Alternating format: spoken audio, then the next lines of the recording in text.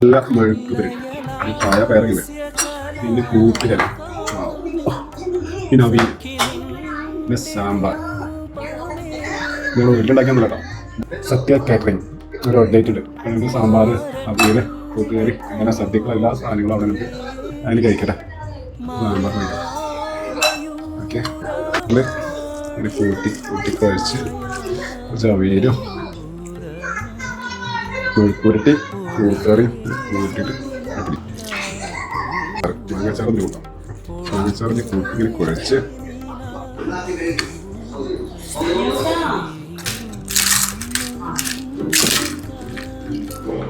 അങ്ങനെ കൂട്ടി കുഴച്ച് സാമ്പാറിന് കൂട്ടി കുഴച്ച് നമുക്ക്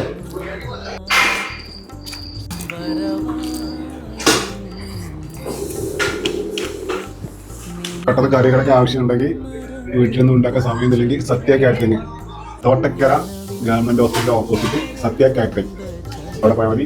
നമുക്ക് ഏത് കറി വേണമെങ്കിലും അവർ നമുക്ക് ആവശ്യത്തിനനുസരിച്ച് തരുന്നതാണ്. ഓക്കെ.